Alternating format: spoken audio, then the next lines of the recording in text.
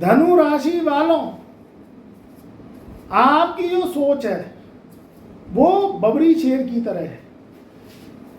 जैसे शेर जंगल का राजा होता है, वो सबको एक नजर से देखता है और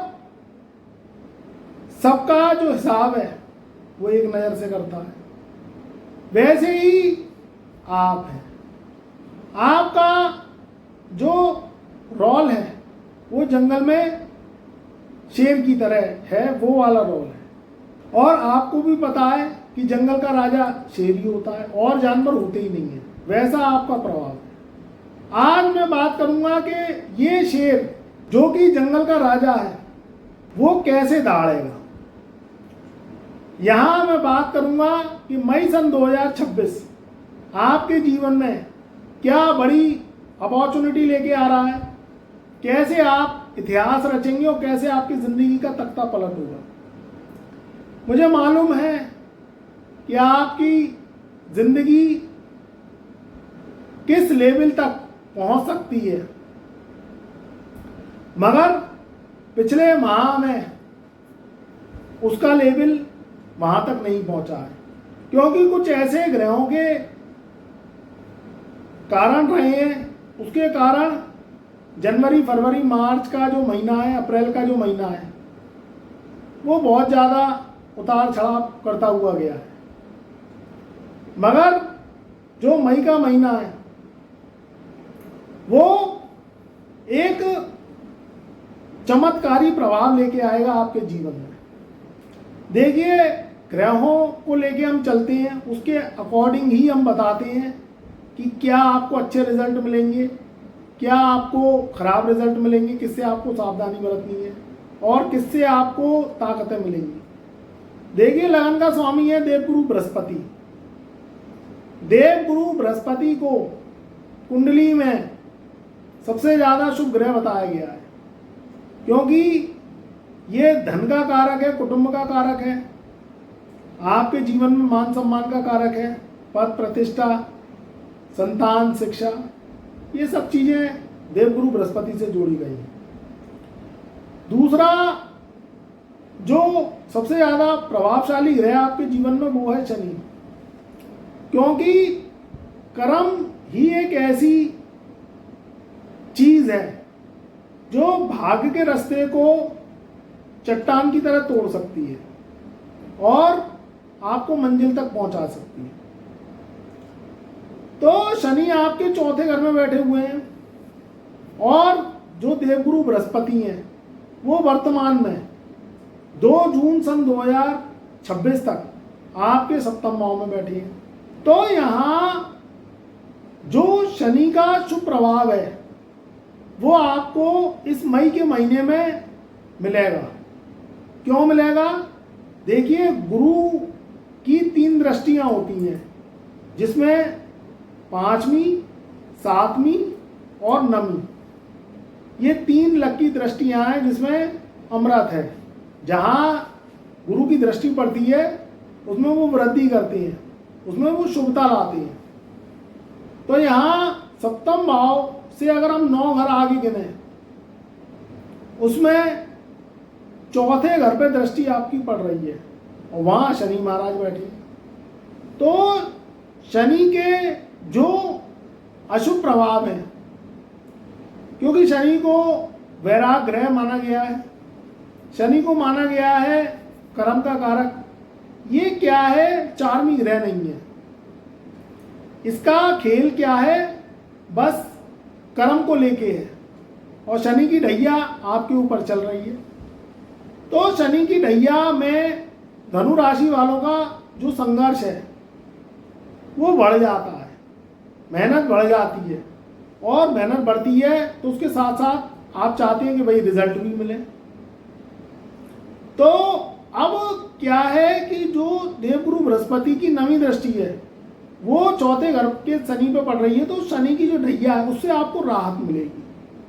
कब तक मिलेगी? ये पूरे मई के महीने तक।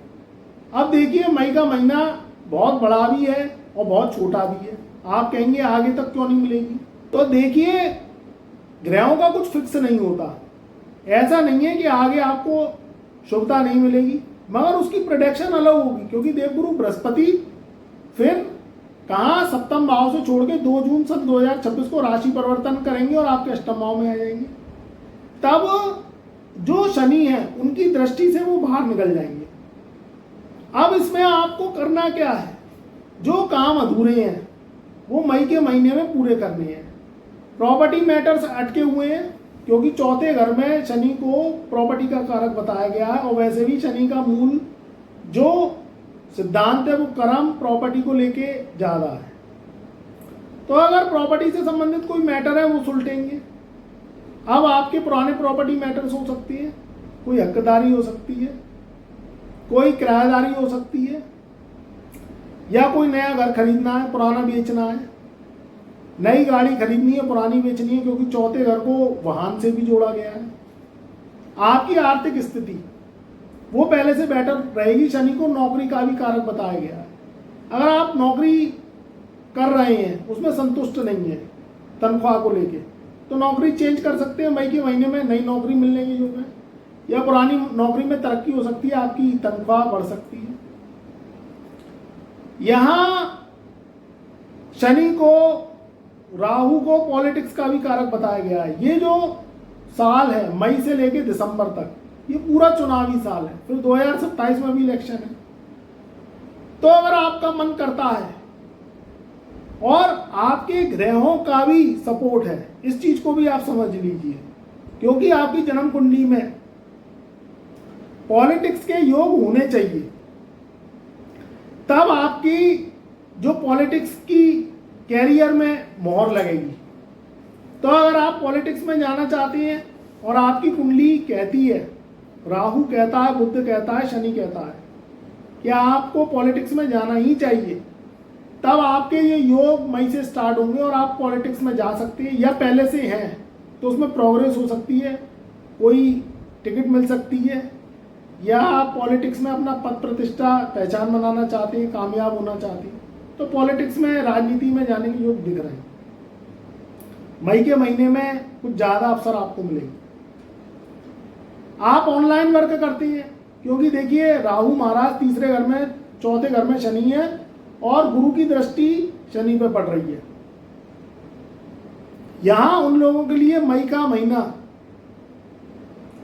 एक बड़ी सौगात लेके आएगा जो ऑनलाइन वर्क करती है। अब ऑनलाइन वर्क क्या है, इंटरनेट का माध्यम, उस इंटरनेट के माध्यम का सहारा लेके, क्योंकि वो राहु का है। आप कोई सेल परचेसिंग करती है, कोई इन्फ्लुएंसर है, सोशल मीडिया पे आपके नेटवर्क्स हैं, अकाउंट बने हुए हैं, या आप विदेशों से कनेक्ट हैं। आज के युग में जो व्यक्ति है वो इंटरनेट के जरिए बहुत ज़्यादा कनेक्टिविटी बना उसने ली है। अब उसमें आपकी पकड़ मजबूत है, राहु आपका शुभ है, तो उसमें आप मई के महीने में झंडे गाड़ोगे, कोई अचीवमेंट, कोई अवार्ड मिल सकता है, विदेश से कुछ आपको अच्छा फायदा मिल सकता है, विदेश में नौकरी लग सकती है। आजकल ऑनलाइन वर्क इतना बढ़ गया है कि व्यक्ति अपने इंडिया में बैठ के ही विदेशों से कनेक्ट होके और उनके काम करके वो पैसा कमा रहा है, जॉब कर रहा है, कोई ऐप चलाते हैं, या कोई मशीनरी से संबंधित काम करते हैं। राहु के काम, शनि के काम मशीनरी उद्योग है, कोई लघु उद्योग है, फाइनेंस का काम है, प्रॉपर्टी का काम है, सेल परचेसिंग का काम है आपका। इसमें बहुत बड़े बड़े आपके टारगेट पूरे होंगे। चौथा घर माता का है, 10वां घर पिता का है। माता पिता से संबंधित कोई चिंता है। अब उन धनु राशि वालों की जो माता पिता है उससे संबंधित चिंता कई तरीके की हो सकती है। उनकी सेहत को लेके है, माता पिता के स्वास्थ्य को लेकर है, या उनकी प्रॉपर्टी आप चाहते हैं कि हमारे नाम हो, या वो हमने उनकी सेवा करी है तो प्रॉपर्टी हमारे हक में जाए। ये बहुत ऐसे मुद्दे हैं जिसको आप मन में बिठाए बैठे हैं। अलग अलग मुद्दे हो सकते हैं, अलग अलग धनु राशि वालों के ये मुद्दे भी हो सकते हैं, या एक भी हो सकते हैं। तो ये सब चीज़ें अब आपके पक्ष में आएंगी।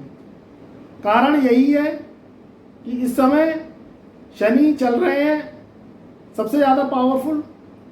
देवगुरु बृहस्पति की दृष्टि शनि पर है, राहु तीसरे घर में बैठे हैं, और देवगुरु बृहस्पति अपना राशि परिवर्तन 2 जून सन 2026 से करेंगे तो कर्क राशि में उच्च के हो जाएंगे। तो आगे के जो 13 महीने हैं वो भी शानदार रहेंगे। हर तरीके से आपको जो ईश्वर है, खुदा है, उसकी मदद मिलेगी, क्योंकि अष्टम भाव में जब गुरु जाता है उच्च का होकर तो उसे व्यक्ति को ईश्वरीय मदद मिलती है, वो फसाद से निकाल देती हैं, जो संघर्ष है उससे निकाल देती हैं। तो अब आप उन माह को लेके बैठे रहें कि भाई जनवरी में क्या हुआ, फरवरी में क्या हुआ, मार्च में क्या हुआ, अप्रैल में क्या हुआ, तो उससे कुछ फायदा होने वाला नहीं है। क्योंकि ग्रह जब दुर्योग बनाते हैं तो संघर्ष तो देते हैं, और जनवरी फरवरी मार्च के महीने तो बहुत ही खराब गए। लगभग सभी राशियों के कहीं ना कहीं आफतें आएंगी हैं, क्योंकि राहु ने 6 ग्रहों का विस्फोट बनाया है। उसके कारण बहुत ज़्यादा दिक्कत हुई है। आप राशि को देख रहे हैं, आप देश विदेश में देखिए, लड़ाई झगड़े दंगे फसाद, महंगाई का बढ़ना, बेरोजगारी का बढ़ना। सरकार ने इतने नियम थोप दिए हैं कि वो नियमों से जनता परेशान है, त्रसित है, मगर जनता अभी चुप बैठी है क्योंकि वो समय का इंतजार कर रही है। तो इसलिए कुछ समय निकला, खराब निकला, सही निकला, तो वो तो निकल गया, मगर हमारी पकड़ एस्ट्रोलॉजी में यही रहती है कि कुछ जो समय चमत्कारिक रूप से आ रहा है, कुछ जादू करने वाला आ रहा है, कुछ आपके जीवन में सुख देने वाला आ रहा है, उसको देखें, उसको लेके ना बैठे। जो गया वो गया, जो है उसको देखो। तो धनु राशि वाले इस चीज को अगर भली भांति समझ गए हैं तो मई के महीने का यूज कर पाएंगे, उसको इस्तेमाल करके अपने जो मंजिलें हैं उनको ले पाएंगे। इस चीज का आपको ध्यान रखना है। भाग्य साथ देगा।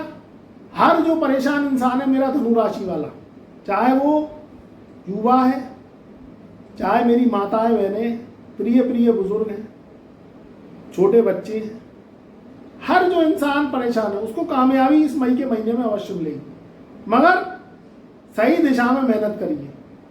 गलत दिशाओं में मेहनत करेंगे तो उसमें कामयाबी कम मिलती है। फिर आप क्या है, कहीं ना कहीं किसी ना किसी को कहते हैं कि ऐसा तो नहीं हुआ, तो वो इसलिए नहीं होता है क्योंकि आपकी मेहनत सही दिशा में नहीं लगती। सही दिशा में मेहनत करोगे तो कामयाबी आपको 100% मिलेगी। तो कोशिश करिए कि वर्ष में एक बार कुंडली का विश्लेषण अवश्य करवाइए। जब आपका जन्मदिन आता है तो जन्मदिन आने से 43 दिन पहले जो भी आपके मन में प्रश्न है, जो सवाल है, मैं लिखित रूप में आपको उसके जवाब दूंगा कुंडली के माध्यम से, और आपको उपाय भी बताऊंगा।